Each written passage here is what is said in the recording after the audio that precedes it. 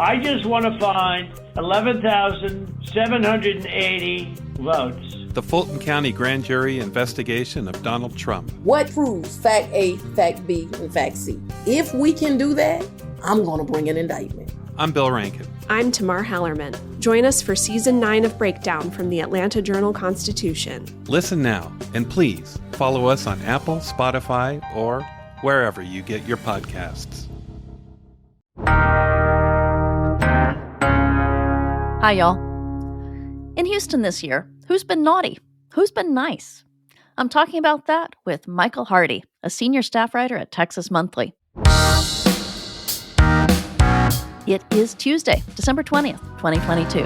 I'm Lisa Gray, and this is CityCast Houston. Michael, good to see you this morning.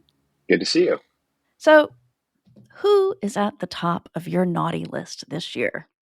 So at the top of my naughty list is someone who probably has been on the nice list for many previous years, and that is our own beloved Mattress Mac, Jim McIngvale, the owner of Gallery Furniture, highly visible presence in Houston. Oh, yeah. Houston's de facto mascot. He has had an interesting year. He ran his usual Astros promotion, which said if you buy a certain amount of furniture, $2,000 or $3,000, whatever it was, and the Astros win the World Series, then you get that furniture free. And which made a lot of people happy this year. And which he hedged in his normal fashion by placing one of the largest sports bets in history on the Astros to win in Las Vegas and various other sports books. So everybody won, essentially. Customers got free furniture, and Mattress Mac's bet on the Astros paid off. That's how he hedges his bets. Yeah.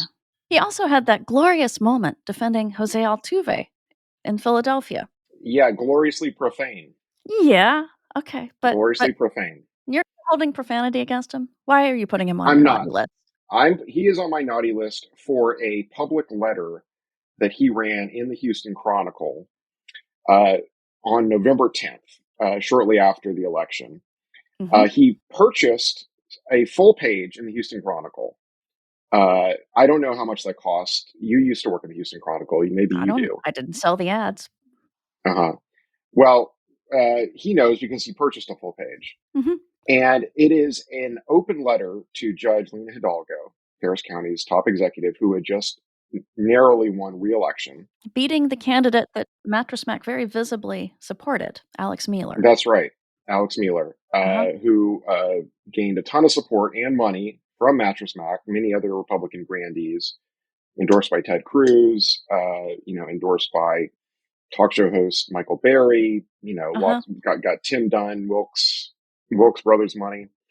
So, but she lost, and in her victory speech, Lena Hidalgo gave a shout out to an unnamed by her furniture salesman for supporting her opponent. Not exactly a shout out, but yeah, she mentioned him. She mentioned him not by name, but this apparently got under Mattress Mac's skin. This is one of the strangest open letters I think I've ever read, certainly in the Houston Chronicle. There's a number of strange things about this letter.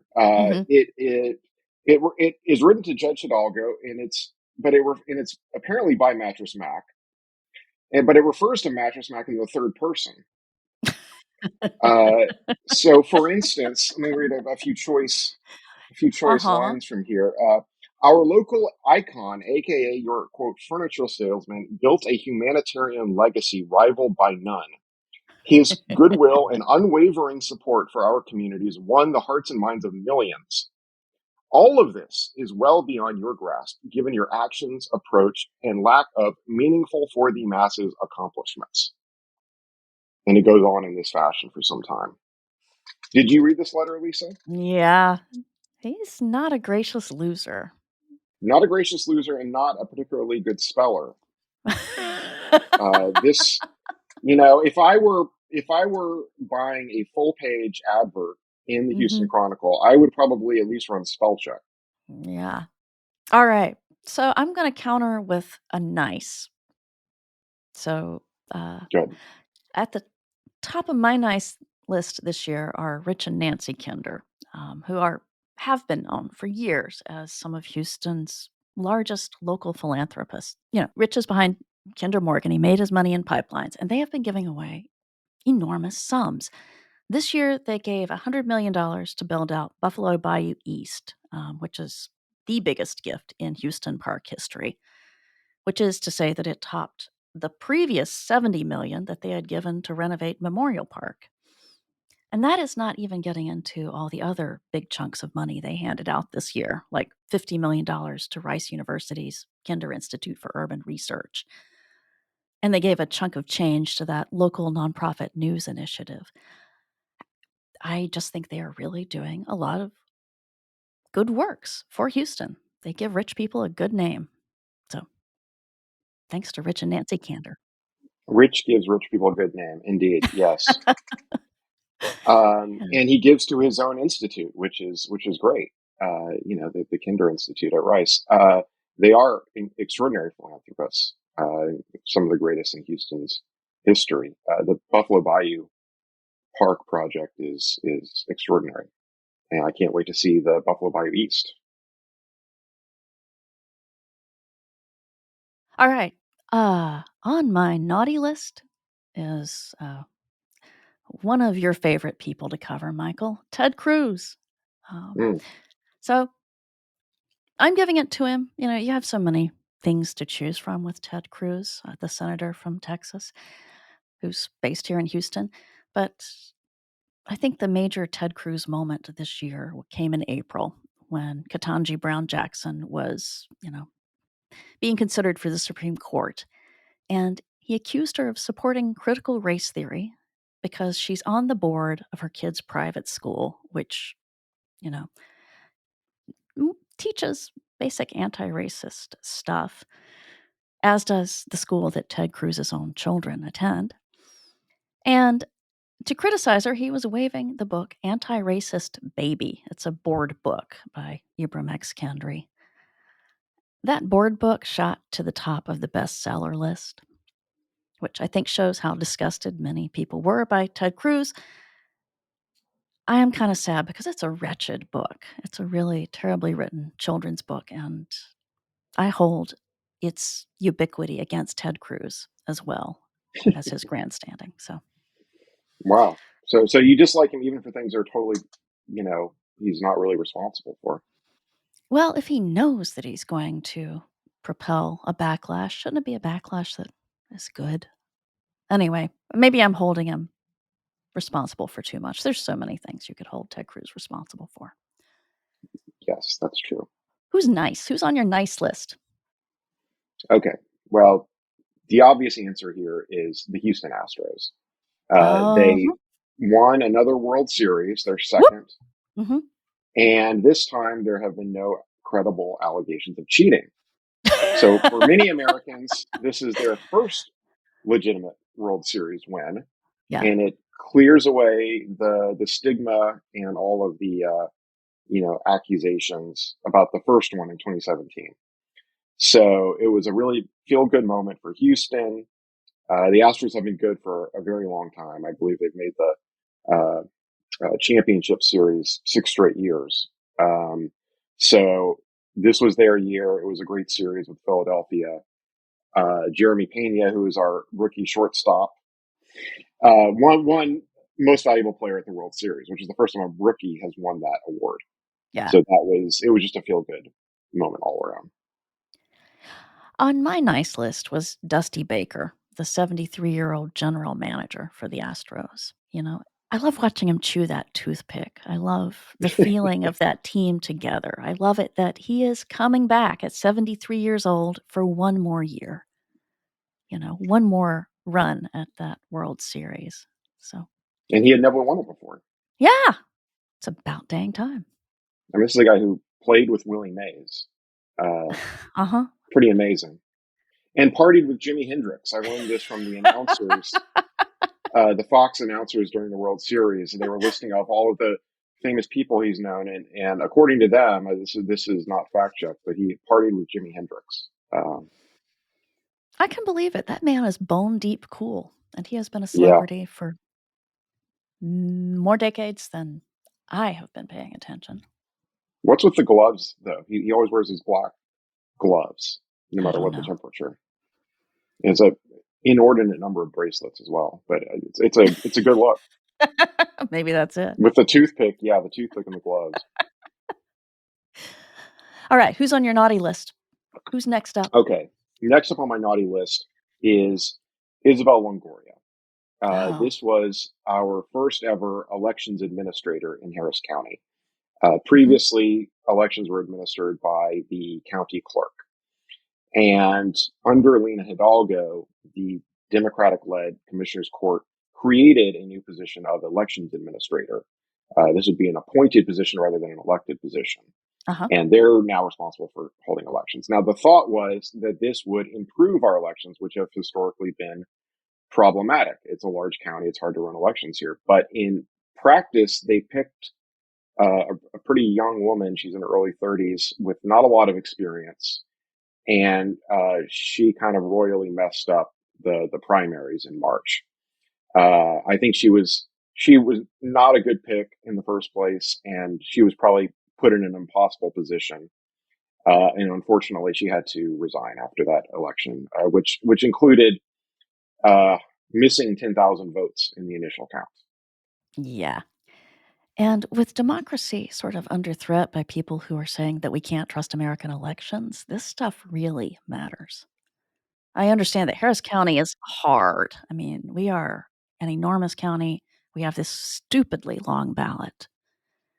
It's really hard to manage. So I feel for anybody trying to do it. But at the same time, it's important that it get done right. And it's not entirely her fault. I mean, you look at the guy who was appointed to replace her, who has lots of experience, Clifford Tatum, also kind of made a mess of the fall election. So a lot of these problems transcend any one administrator. A lot of it, I think, is with the machines. The machines are really hard to use, as anyone who has voted with them knows. Yeah. All right. Who's on your nice list? Somebody else. Next on my nice list is it's two people. It's Peter Hotez and Maria Elena Bottazzi, who are vaccine researchers, science heroes. You probably recognize Peter Hotez if you watch CNN for his bow-tied presence is frequently there.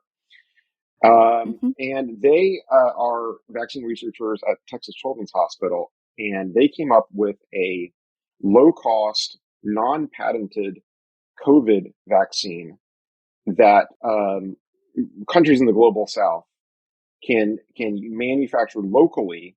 They don't have to pay some giant pharmaceutical company. They can manufacture it locally and then give it out at low cost. And this, about 100 million people have been vaccinated with this low-cost vaccine just by the end of this year, mainly in India and Indonesia, although there are plans to expand it further. Yeah. I mean, this is just huge for the global fight against COVID. Absolutely. All right. On my naughty list are the Houston Texans. They are the worst team in the NFL. It's the worst Texans team ever. You know, the only bright spot is that they'll get a draft pick, but nah. But they'll squander it. They'll squander it. Yeah. As good as the Astros are, the Texans are bad. So there's some kind of cosmic balance here that we can only have one truly great team, and then we have to have one terrible team, and the Rockets are somewhere in the middle. Oh, it's karma somehow. Mm-hmm. All right. What is on your naughty list? Who else? Okay, next on my naughty list is Vidal Martinez, who was Alex Mueller's runoff opponent for county judge. In the Republican primary. In the Republican primary for county judge in March. Yeah. He came in second to Alex Mueller, despite being much better known. He's a veteran businessman. He's in his 60s. He's been on dozens of public and private boards. He's kind of a pillar of the the business and especially the Hispanics in business community. But he's on my naughty list because he launched this bizarre Joseph McCarthy-esque attack on Alex Mueller, trying to tar her grandfather as a Castro supporter. At one of their debates, he dramatically pulled out this photograph of um, of Castro, I believe, and signed it, and it was signed to Alex Mueller's grandfather as a comrade of the revolution. The photo was genuine. It really was signed by Castro to Alex Mueller's grandfather. But according to Alex Mueller, this was because her grandfather was very involved in Hollywood. He was one of the co-founders of the Golden Globes, and Castro, this is before he was the Cuban dictator, was sort of in the entertainment circuit in New York and met him that way. And her grandfather always said he wanted to be in show business. So, there we are. All right. On my nice list is Lizzo. She has just had a great year. So, Lizzo, who grew up in Houston, she remembers her town. So, as she was touring behind her album this year, Special, she had the Elsick High School Marching Rams, the band from A-Leaf that she used to play in, greet the fans outside the Toyota Center. I loved that moment. Those kids look so happy. And besides that, she has the Watch Out for Big Girls reality show. And she played James Madison's 200-year-old glass flute at the Library of Congress. It has just been a great year for Lizzo. It's been a big year. Did her documentary come out this year? I saw her documentary recently. Oh, yeah. Really great. Yay. Top of the nice list. Big, fat, full stocking for her from Santa. All right. What about you? What else do we have left? Okay. I have one more nice. A nice, yeah? One more nice. You went with Lizzo. I'm going to go with another Houston-born celebrity, Mo Amer, who is a Palestinian-American stand-up comedian who launched his own show based on his life on Netflix. It's just called Mo, M-O. And it is possibly the most Houston show that has ever been made. There's lots of Houston hip hop. There's a cameo appearance by Bun B playing a priest. Mo Amer's character is addicted to lean, the cough syrup, mixture. Yeah. And he's dating a Latina who owns a auto body shop and builds slabs. So, and I mean, it's filmed in Houston. It's about Houston. Highly recommended. Yeah. It gives you a real feel for A-Leaf. And I love playing Guess the Strip Center. I swear that I know those strip centers. I'm trying to remember where they are when I see them appear. It's so great to see something that not only is set here, but was obviously filmed here. It looks like Houston. It feels right. Yeah. If you live in Houston, it's really quite a show. Yeah, it is. Big year for A-Leaf. All right. Well, this has been fun, Michael. Yes. Thanks for having me on. Yeah. I'll put you on the nice list. Okay. You're on my nice list. All right. That was Michael Hardy, a staff writer at Texas Monthly. Now, I am here with producer A.K. Al-Mumin. A.K., what is going on in Houston news today? Hey, Lisa. It seems as if this Christmas holiday is going to be a cold week in Houston, with National Weather Service warning of an Arctic cold front hitting the city and the possibility of below freezing temperatures. I know this brings back memories of the freeze during the 2021 winter storms, but officials from the power grid are saying they are better prepared this year. There's the possibility of below 25-degree weather, rain, and thunderstorms. People should take measures concerning freezing pipes or the potential of the power going out. I hope the state has learned its lesson from the last time around, and we can enjoy this holiday season knowing we'll be warm and not budgeting for a major home repair. That's it for our show today. Besides the podcast, we have a daily newsletter, Hey Houston. It's written by Brooke Lewis, who rounds up the interesting news and stuff that's happening around town. You can sign up for it at houston.citycast.fm/newsletter. We'll be back tomorrow. Talk with you then. Why am I blanking on the guy's name? The shortstop. Altuve. Jeremy Pena. No, Altuve. Altuve is not the Yes. shortstop. I'm so far off. I should not talk baseball.